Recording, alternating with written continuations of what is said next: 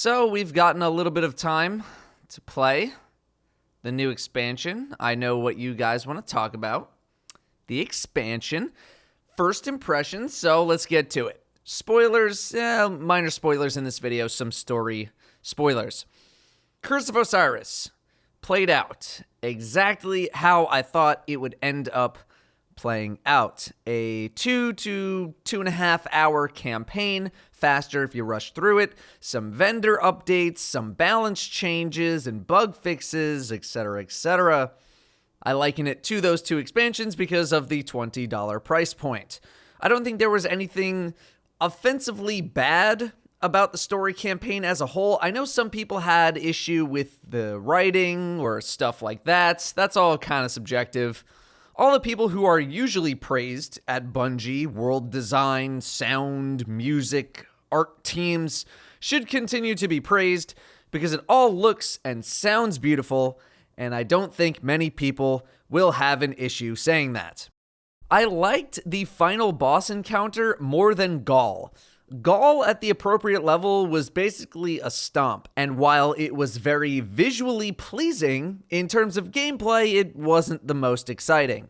This boss was much more engaging as a fight, even if it was just as easy, but I had a lot more fun doing it, especially because, for once, we actually had an NPC participating with us.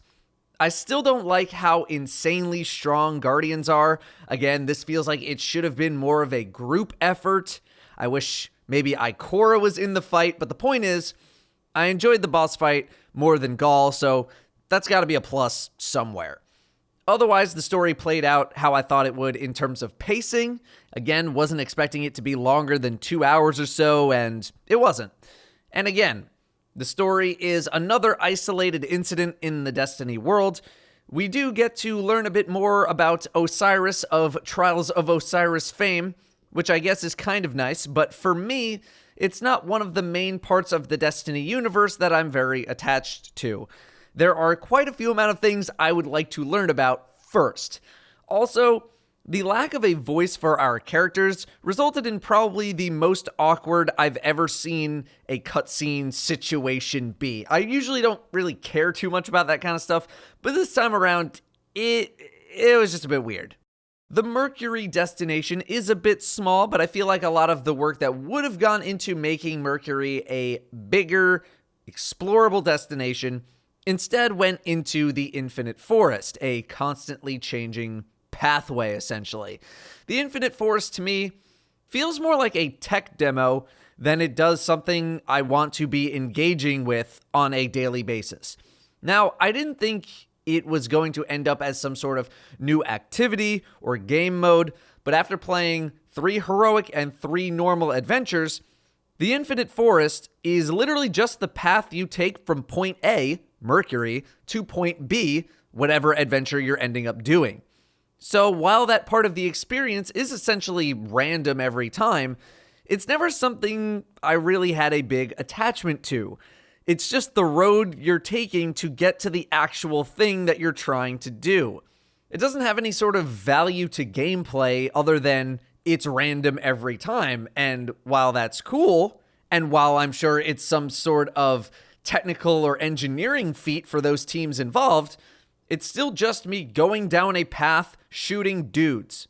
And a lot of the time, you don't even need to shoot the dudes, you can just run past them unless you need to clear a door with daemons behind it, or demons, whatever.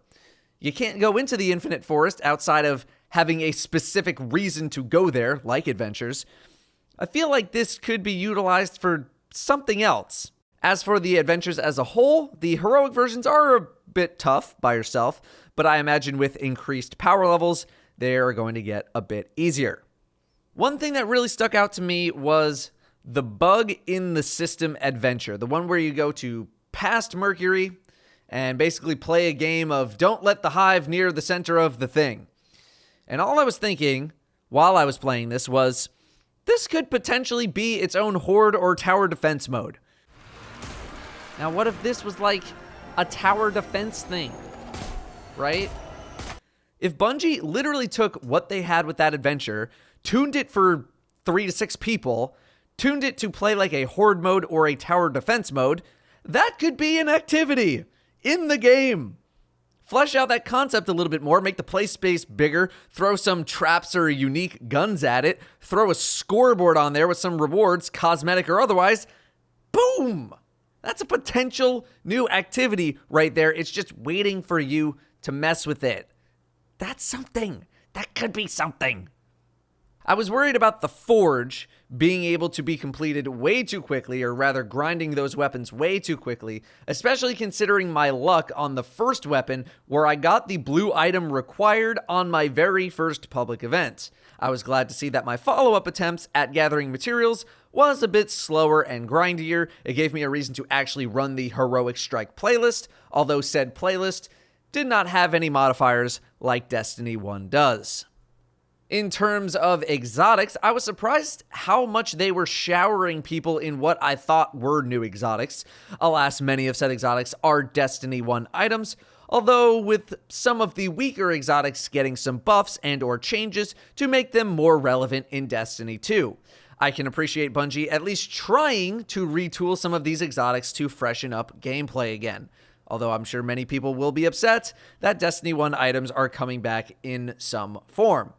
I've been hearing a good amount of praise for the new exotics, things like the Colony, Crimson, but I have yet to obtain these items.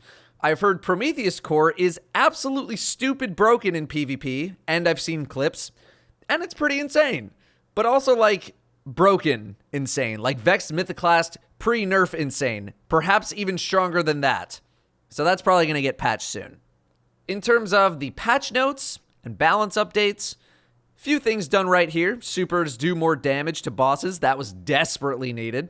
Most grenades got a damage buff in PvE, which, again, that was desperately needed, so all good there. One thing I appreciate is that pulses got nerfed, but not devastatingly so. They're still pretty darn good. They're just not crazy anymore, which is fine and expected. Sunbreaker got some buffs. Great. Hunter's got some nice buffs. Great. I think Dawnblade could have used a little bit of love, which it did not get. Nerfing Titan Shoulder Charge when it doesn't hit a target. I'd really like an explanation as to why that happened. I think I have a slight idea, but I don't think this was much of a problem. Otherwise, some very much needed buffs to exotics. Great there. We'll revisit the tier lists with some updates over the next few weeks as I get all of the exotics and I play with them. I could talk about patch notes forever. I'm just going to keep this section brief. But overall, there's way more good than bad, in my opinion, in terms of balance changes and tweaks and all that. Even something like Fighting Lion, which I want to talk about in a video soon, is actually pretty solid now. I like the addition of ornaments to a bunch of the vendors, gives some more long-term goals to chase, even if more active players are probably just going to rip right through them. For example, I think I ran like 4 or 5 strikes on launch day, and I'm almost done with the 1,000 kill ornament from Zavala. Still, at least we're seeing some progress towards Bungie creating long-term goals. Speaking of ornaments, the Eververse store came fully stocked and fully loaded for Season 2 to the surprise of absolutely no one at all as we dive deeper into the Eververse endgame. However, it was nice to see some legendary shaders being rewarded as part of doing activities. With Leviathan getting bumped up to 300 power for normal and 330 for prestige, this creates a bad situation for those without the expansion. Since most higher level items are locked behind level 21 and higher, and people without the expansion cannot go higher than 20, that means if you do not have the expansion, you cannot do prestige level content anymore. That's pretty lame. It's a good thing that the raid scales up to current levels to keep the raids relevant, but people without the expansion kind of get screwed. There needs to be an option for people without the expansion to be able to play prestige content. There needs to be some sort of difficulty option for people to pick. That would be nice. I understand that Bungie probably wants people to buy the expansion, but not everyone can or is willing to buy the expansion. As for the new raid layer, it is not out yet as of the writing of this video. Bungie did not announce the time or day before the launch of Curse of Osiris, or even during the day of the launch, which to me is just, why? What's the problem? What's the problem there? Can we just Can we get the info a little bit earlier, please? I'll definitely be talking about the raid layer in its own video, but I imagine it will be the highlight of the expansion. The raid team has always done a very good job with the raid experiences. I expect no different this time around. Ultimately, the expansion seems to just be more Destiny. Here's a bunch of story missions, here's a balance patch, here's a gear update. It's the same song and dance we've had with previous $20 expansions.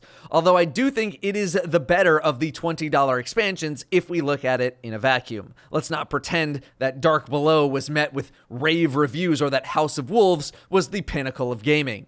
I think people hold House of Wolves in high regard because Trials was something that ended up having a huge impact on the state of the game, and as a result, people seem to ignore everything else about it. Like the fact that new loot was boring as hell because we can bring up everything from the past, yada, yada, yada. We can talk forever on that.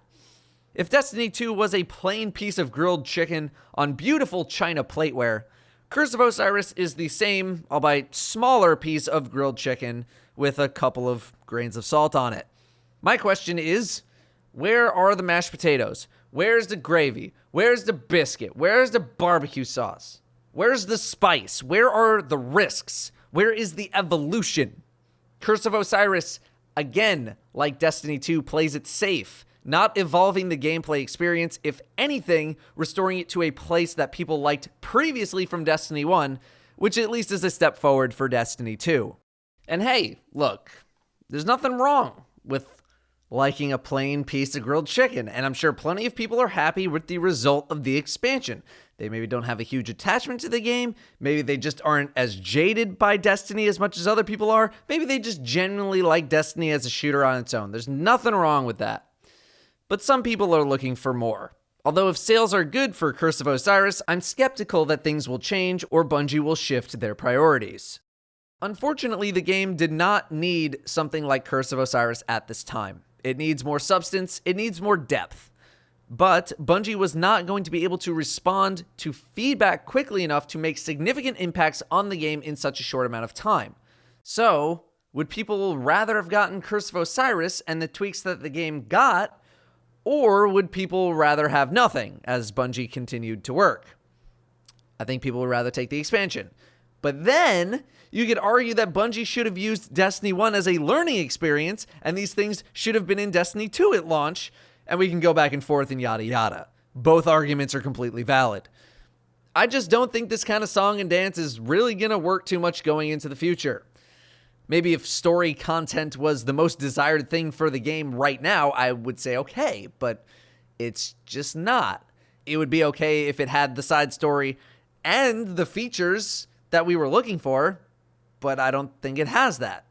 People want features. They want new activities. They want depth, not another one-off experience. Again, in a vacuum, it's not a terrible expansion compared to what we've gotten in the past. It's not inept in its execution in terms of what I imagine Bungie wanted to accomplish or anything like that.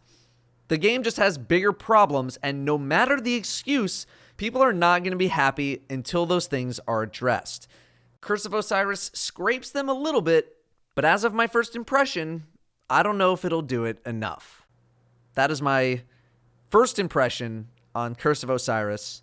Thank you for watching. I'll see you next time.